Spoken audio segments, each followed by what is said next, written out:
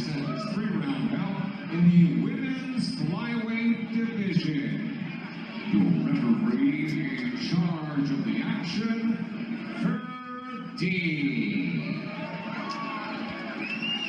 Introducing first, in the Yugoslavia blue corner, standing 5 feet 4 inches tall, official weight 134.6 pounds. She represents the Warrior Camp.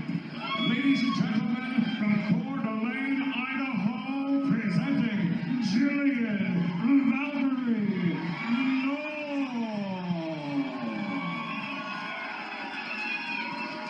Her opponent across the cage, fighting out of our General Tire red corner, stands at 5 feet 6 inches tall, official weight 134.8 pounds. She represents Yakima MMA. Ladies and gentlemen, from Yakima, Washington, presenting Killer Clayton.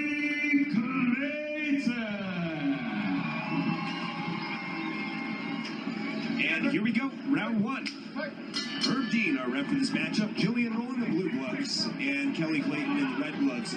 Gillian Knoll in her several outings have nearly dismantled her opponents. Tonight, Kelly Clayton is looking to stop that trend, and she's immediately going toe-to-toe with her.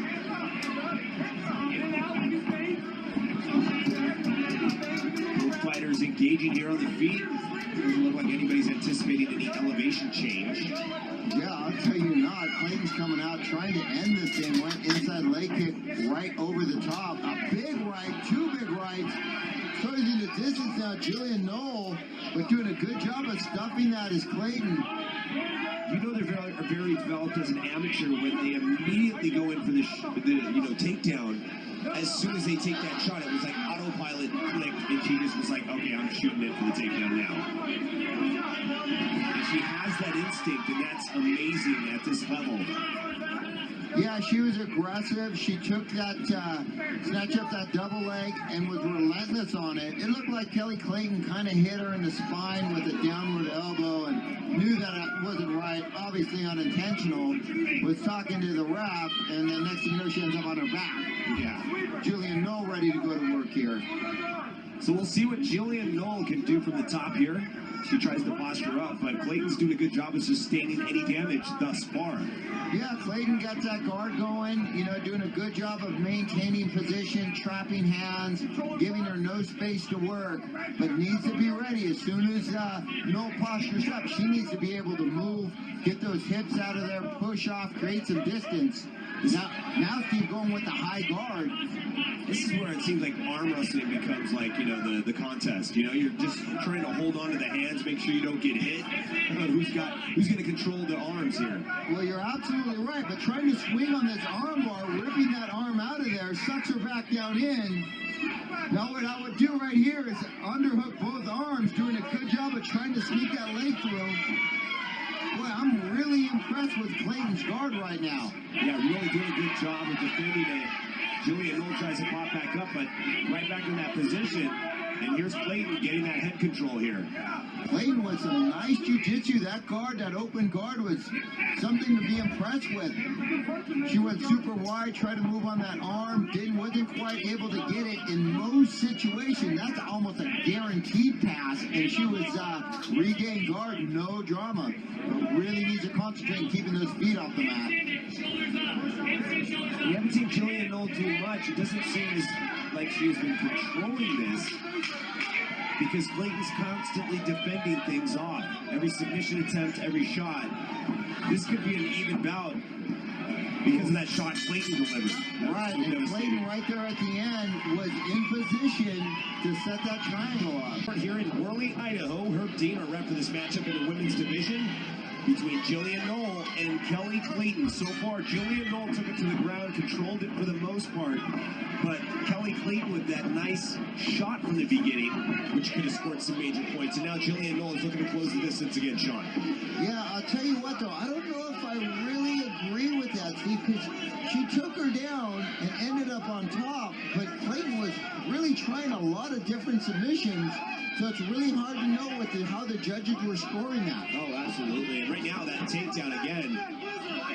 Well, you mentioned mentioned earlier in the first round, Steve, about the arm wrestling and the hand trapping, and Clayton did a great job of controlling that, now ending up back on her back again, because Knoll didn't do any damage from that position. Now she's starting to work a little bit. So she gets this one takedown, which will score some points, and if she gets another one, and she constantly does these takedowns, that might help her if Clayton's going to continue to hold on to her and control her and keep sustain any damage. So Gillian Knoll is looking for another takedown here. Doing a good job of digging those hands underneath, trying to get some underhooks is Clayton. Head pressure wizard. And looking for head control here. Easier said than done. Gillian Knoll with a nice knee. Well, I'll tell you what, if anything, I like the pressure from Knoll. Putting pressure on the head, putting pressure on the neck, chest to chest, really not letting Clayton move. Relentless with those shots. Not quite getting low enough to trap those hips. 1 minute, 18 seconds remains here in round two. Time is going by pretty quick, and I'd have to say Gillian Knoll is starting to carve out the points in this round. Yeah, that's good pressure by Knoll. Now she gets low on those hips, trying to dig that right underhook. Clayton trying to just dig her up. I'd give up that left hand and try and dig with that one too. Trying to go with the high single leg here. Trying to go with that high crotch. See if she can step around and whip her down. Has that leg trapped. And Clayton just too physical for her at this point right now. 40 seconds remains. Gillian Knoll staying busy. Herb Dean making sure she is. And going for another takedown. That would be nice for her to score points, but Clayton's going to end up on top and do some damage.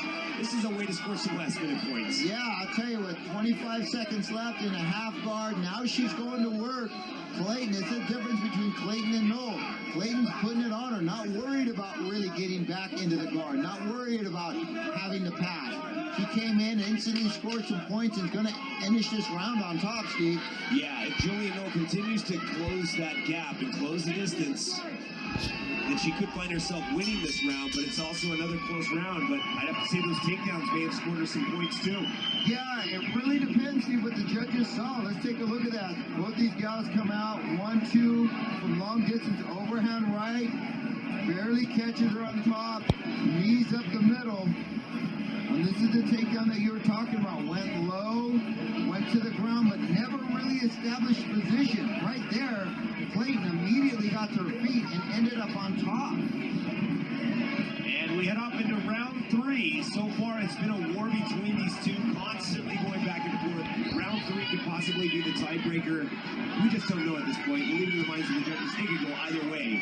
And so right now, this is all about trying to shine in round three. Herb Dean, our ref for this matchup. Yeah, I have to agree with you, Steve. Somebody's going to have to dominate and really take control of this round, because this could go either way. We don't talk about it often, but these judges, they may not be in the perfect position to see some of these blows score. They may not be in the perfect position, getting a little blockage from some of these mats and these corners. So you never know what these guys are seeing, especially in a close fight like this. Again, pressuring up against the fences, Knoll just giving Clayton zero room to work. I mean, for example, where we said there's so many times we thought a submission could have been pulled off, but the angle we're sitting at it just didn't look like, it looked like there was a lot of leverage, but there really wasn't. So there's so many things that can change from each angle. Yeah, you're absolutely right. So we're fortunate to be able to see it on TV. So we have a lot of different proper angles where we might not be able to see it over the top. A big 1-2 there, but we might not be able to see it from sitting ringside.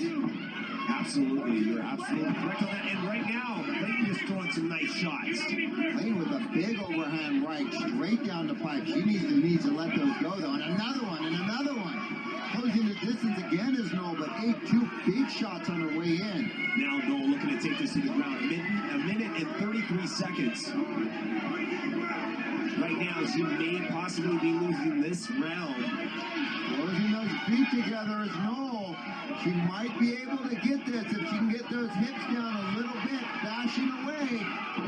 Clayton says, I might might as well score some points on the way down, but it actually works effectively for her. But I like the balance of Clayton, not giving this up, but she really needs to be able to get these underhooks, create some space, and get some of these shots off. Staying in this position is also a huge risk for Gillian Knoll, losing points with all those shots that she's taking. Those shots hurt, and they're really annoying, and she'll eventually give up this spot, but I don't know if they're actually scoring too many points. And what a great job of Clayton, really with the heavy hips, ends up in half guard of Knoll. She minuses the takedown out with a takedown of her own, and now, like you said, working from the half guard, posturing up, still has plenty of time to score some last-minute points. 32 seconds, and Clayton's going to work. Finding that sense of urgency as Knoll wasn't able to do anything with it, had a little space to try and get up and reverse this, but just too much pressure from Clayton.